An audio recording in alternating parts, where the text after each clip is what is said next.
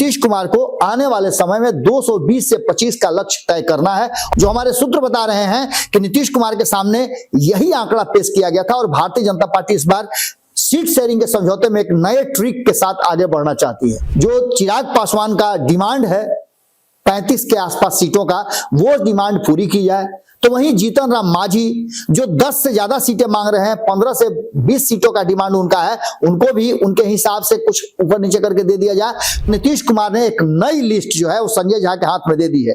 एक लिस्ट वो दे करके आए थे जो दिल्ली में सीट शेयरिंग समझौते को लेकर के था। नोरमा ग्रुप, जो सोचता है वो करता है, आपके अपने सपनों का आशियाना।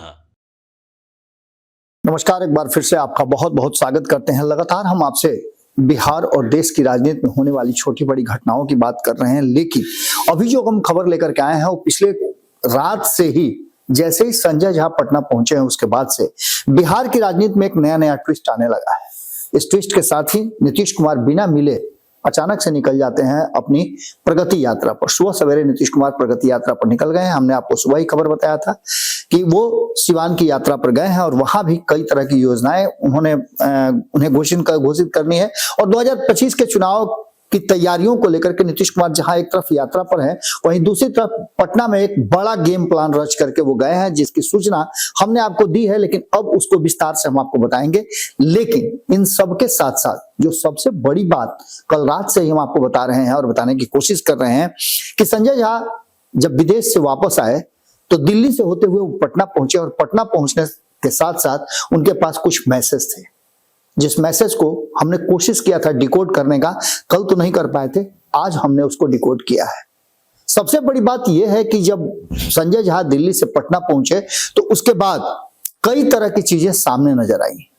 उनमें से सबसे पहली बात थी कि जो हमारे संपादक नमन मिश्रा जी ने दिल्ली से आने के तुरंत बाद बताया था कि नीतीश कुमार जब दिल्ली यात्रा पर थे तो उस बीच उन्होंने अपने किसी भी वरिष्ठ सदस्य को नहीं बल्कि दिल्ली के जो उनके अध्यक्ष हैं उनके हाथ में एक लिस्ट थमाई थी। और उस लिस्ट के बाद नीतीश कुमार ने कह दिया था कि ये लिस्ट किसे देना है और इस पर क्या कुछ करना है और कहना है।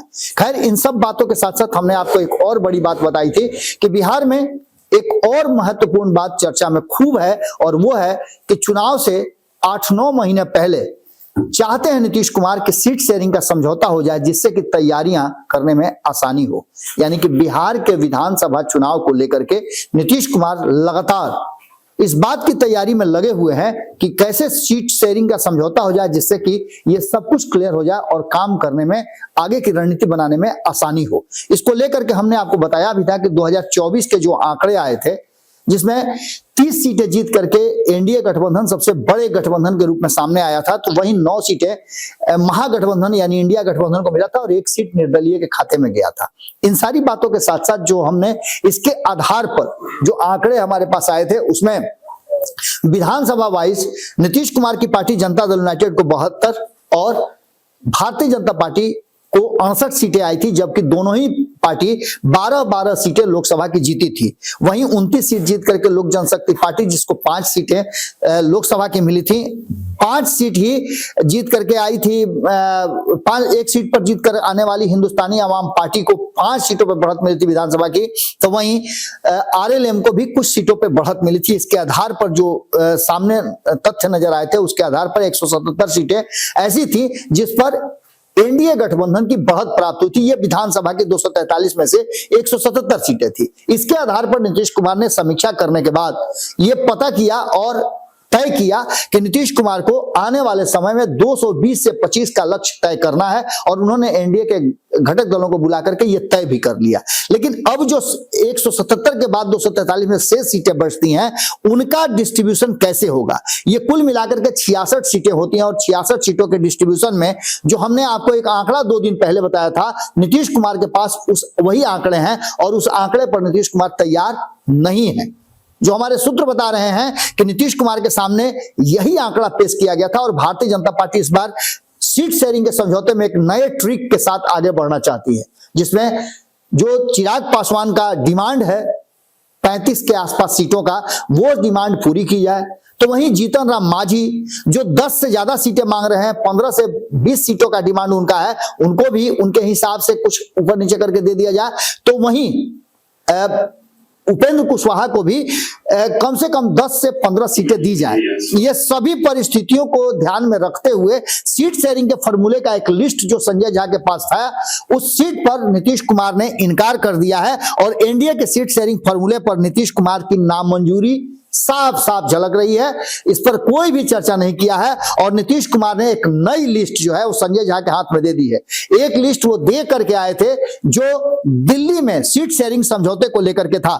हम आपको थोड़ा सा दिल्ली वाले विषय में बता दें, क्योंकि उसके अभी तक चुनाव के घोषणा नहीं हुई है, तिथियों की घोषणा नहीं हुई है, लेकिन धड़ाधड़ आपने देखा होगा कि जहां आम आदमी पार्टी, कांग्रेस, वहीं भारतीय जनता पार्टी भी अपने उम्मीदवारों की घोषणा कर रही है और उम्मीदवार अपने चुनाव प्रचार भी शुरू कर चुके हैं। लेकिन अभी तक चुनाव की घोषणा या तिथियों का ऐलान नहीं हुआ है। इन सभी बातों के साथ साथ जो दिल्ली की स्थिति है उसमें पूर्वांचल, और ये नीतीश कुमार के लिए और खास करके भारतीय जनता पार्टी की दोस्ती के लिए एक बड़ा टर्निंग पॉइंट होने जा रहा है, क्योंकि इसी के आधार पर सब कुछ तय होना है आने वाले बिहार के विधानसभा चुनाव में। नीतीश कुमार ने 6 सीटों का डिमांड दिल्ली में किया है, तो वहीं 4 सीटों का डिमांड कहा जा रहा है लोक जनशक्ति पार्टी की तरफ से और 2 सीट पर चुनाव लड़ना चाहती है हिंदुस्तानी अवाम पार्टी।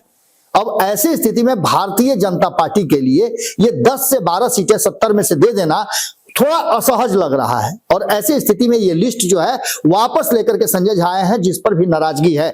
जो वर्तमान परिस्थिति और दिल्ली में जो सिनेरियो बन रहा है चुनाव का, उसमें 20 ऐसी सीटें हैं जिसको पूर्वांचली लोग प्रभावित करते हैं। तो वहीं आपको एक बहुत महत्वपूर्ण बात बताते हैं कि इसमें एक बड़ी भूमिका चंद्रबाबू नायडू की भी होने वाली है, क्योंकि चंद्रबाबू नायडू भी जहां दिल्ली की बात करें तो दिल्ली में 30 लाख से ज्यादा दक्षिण भारतीय वोटर हैं, जिसमें से 10 लाख के आसपास तेलुगु देशी जो है, तेलुगु भाषी जो है वो वोटर हैं। तो ऐसी स्थिति में सबसे बड़ी बात यह है कि जो 20 ऐसी सीटें हैं विधानसभा की जिसको पूर्वांचली यानी बिहार, उत्तर प्रदेश के लोग प्रभावित करते हैं, उस पर अपना दावा 50% दावा जो है वो बिहार के इन 3 दलों ने रख दिया है। जो वर्तमान परिस्थिति है उसमें कहीं ना कहीं भारतीय जनता पार्टी का शीर्ष नेतृत्व जो है असहज दिखाई दे रहा है और यही कारण है कि दोनों खेमे में आपने देखा होगा कि सीट शेयरिंग को लेकर के कई तरह की चर्चाएं भी शुरू हो गई हैं। अब ऐसी स्थिति में गोलोकपुरी, द्वारका, जनकपुरी, बुराड़ी, मटियाला, नागलोई, किराड़ी, करावल नगर, त्रिलोकपुरी, उत्तम नगर, संगम विहार, विकासपुरी, समनपुरी, बदली, ये सभी जगह जो हैं वो कहीं ना कहीं इन 20 सीटों में से 10 सीटों पे अपनी उंगली नीतीश कुमार और नीतीश कुमार के साथ साथ बिहार से एनडीए में जुड़ी हुई जो दल है, चाहे वो लोक जनशक्ति पार्टी हो, रामविलास, या फिर हिंदुस्तानी अवाम पार्टी। ऐसी स्थिति में एक तरफ जहां संजय झा के लिए मुश्किल है कि वो कैसे भारतीय जनता पार्टी से समझौता करके नीतीश कुमार की डिमांड को पूरा कराए, तो वहीं दूसरी तरफ जो मेन बिहार में चुनाव होने वाला विधानसभा का, उस विधानसभा चुनाव में भी जो सीट शेयरिंग का समझौता हो रहा है उसमें 100 से कम सीटें नीतीश कुमार के खाते में आती हुई दिखाई दे रही है, जिससे नीतीश कुमार कभी भी सहज नहीं होंगे और इसको लेकर के नीतीश कुमार ने अड़ंगा लगा दिया है। और देखना दिलचस्प होगा कि सीट शेयरिंग के समझौते को लेकर के जो हम बार बार आपके सामने आंकड़े रख रहे हैं, उन आंकड़ों में और नीतीश कुमार के दिए गए आंकड़ों में क्या अंतर पड़ता है। नीतीश कुमार का जो हमारे पास खबरें आ रही हैं उड़ती उड़ती, उस खबरों के हिसाब से नीतीश कुमार फिर से एक बार 122 सीट अपने पास रखना चाहते हैं और 121 सीट भारतीय जनता पार्टी को देना चाहते हैं, जिसमें भारतीय जनता पार्टी जिसको जो देना है दे दे, लेकिन नीतीश कुमार अपनी सीटों पे समझौता नहीं करेंगे। एक आध ऐसे दल हैं जिनको लेकर के कहीं ना कहीं वो समझौता कर सकते हैं। अब ये पूरी की पूरी कहानी आपके सामने धीरे धीरे करके आएगी, जैसे जैसे खरमास खत्म होने की स्थिति आ रही है सामने, एक एक दिन बीत रहा है, वैसे वैसे ये सारे तथ्य खुल करके अब आपके सामने आते जाएंगे। जुड़े रहिएगा भारत लाइव के साथ। भीतर की बात में हम आपसे यही विदा लेते हैं, बाकी की खबरें लगातार भारत लाइव पे जारी रहेंगी। बहुत बहुत धन्यवाद। आपके सपनों को हमने सजाया है, ई होम्स पैनोरामा को हमने बनाया है। ई होम्स मेरा एक सपना था जिसपे मैं पिछले 4 साल से काम कर रहा था। हमने जो बनाया है वो सबने है माना। ई होम्स पैनोरामा में हो आपका भी आशियाना। और फाइनली हमने 2021 में इस प्रोजेक्ट को लॉन्च किया। बहुत लोग अप्रिशिएट कर रहे हैं कि पूर्णिया जैसे शहर में, बिहार के, एक तो बिहार की बात करें उसमें भी पूर्णिया जैसे छोटे जगह में इस तरह का लाइफस्टाइल देना, ये सुन के हम लोगों को बहुत अच्छा लगता है।